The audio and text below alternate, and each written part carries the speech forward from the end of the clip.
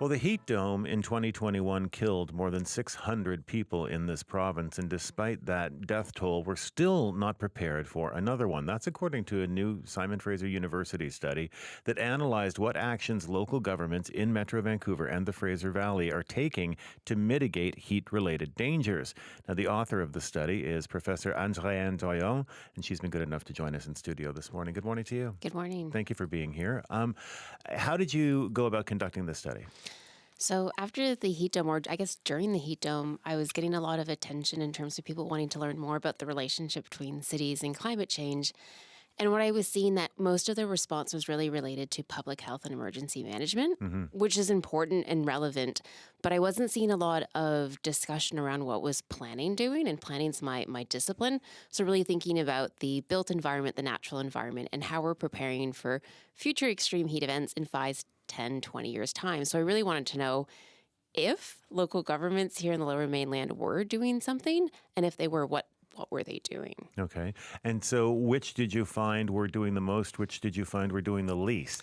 Perhaps unsurprisingly, the ones that were doing the most were the largest municipalities, Vancouver and Surrey, but also New West. So New Westminster was ranked just as high as the other two in terms of different types of initiatives, programs, and a real recognition that heat is a problem that they need to be planning for. So those would be the top three, and then Metro Vancouver as well is taking more of a broader look. Okay, and the municipalities that weren't really thinking about it. So we have municipalities like Chilliwack, Delta, Port Coquitlam, and West Van, who have very, very few initiatives in terms of thinking about that middle scale of cities. So cities that have the resources or have the capacity to do more climate action, but we weren't seeing really any explicit mentions or real action relating to extreme heat events. The smaller municipalities like Belclair and Anmore weren't, but we weren't surprised there because it's sort of, we don't expect municipalities of that size to be doing much. During these events, we tend to think about our most vulnerable citizens. And is it possible that when you look at Surrey and Vancouver and New Westminster, you're maybe talking about more vulnerable citizens per capita than Port Coquitlam or West Vancouver? Potentially, yeah. But this is where Chilliwack is probably the outlier there, where when we look at the municipalities that were the most negatively impacted, that had the highest death rates, Chilliwack was number 5. Wow. So we see the top 3, Vancouver, Surrey, New Westminster, as really responding to that crisis and really thinking about how they're going to prepare for the next extreme heat event. Burnaby was the other one that was really hard hit, and then Chilliwack. Yeah. So we do see a variation there. Yes, Port Coquitlam and West Vancouver also are areas that are cooler just because of their natural features as well. So perhaps unsurprising that they're not taking this as sort of their main hazard that they want to plan for. Right.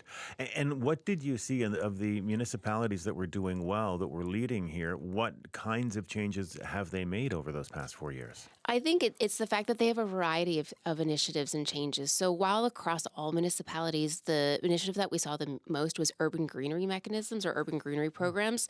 So more trees, more vegetation, more parks, or preserving those assets already. But the cities that were doing the most were doing that and thinking about building and housing. So we know housing is really, really important when it comes to extreme heat. 98% of the people who died during the heat dome did so in homes. So we see, attention looking at where are we building, how are we building, the materials, even the orientation of the homes. We see a lot more attention being placed in cities like Vancouver, Surrey, and New West on those types of things. Also at programs that are targeting, as you said, more vulnerable populations, being much more aware of where these people live and who they are.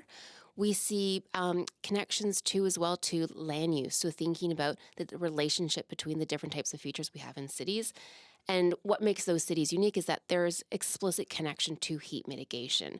While some of these strategies might exist in other municipalities, they're not connecting it to the fact that this might help them in a new heat wave. And are there were there any series of recommendations to come out of the study? Yeah, so the thing that we saw the least amount of use is really thinking about land use and really being thinking outside of an individual building or lot. We really would encourage that municipalities look across entire neighborhoods when they're thinking about heat and they're thinking about the mix of materials in vegetation and things like that. We would also just at the very sort of core of the study, we found because not all municipalities were even considering heat, we think more people need to mainstream heat as a hazard. We need to be planning for heat all year round. Right. We need to consider it as something that is part of our climate work, part of our planning work. And so that would be the biggest message to take away. And this is both for local governments, for everybody to lobby your government. We think a lot about rain, flooding, drought, sea level rise in this region, but I think more and more we need to be thinking about heat and the impacts it has to the people that live here, but also to our environment. And why don't we? I mean, I guess it's because, heat doesn't really seem to, impede anything the way rain or snow or a flood would.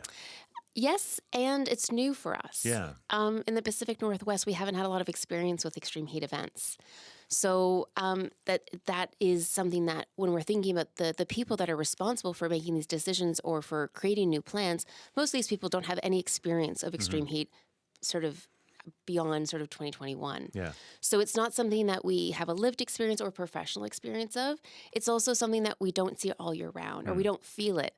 We do feel it. We do get extreme heat events in the winter, but we tend to be happy about them. We're like, oh, this is great. Yeah. We want to go outside.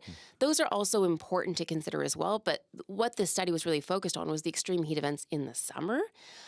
So because it's seasonal, it's also really hard to keep on people's radar all year round, but we need to plan for heat and extreme heat events in February, because we don't want to be scrambling the week before a heat wave comes. Well, right, and we just did it here a moment ago when Samira said, hey, 25 degrees inland this weekend. Great news. And it's like, is it though?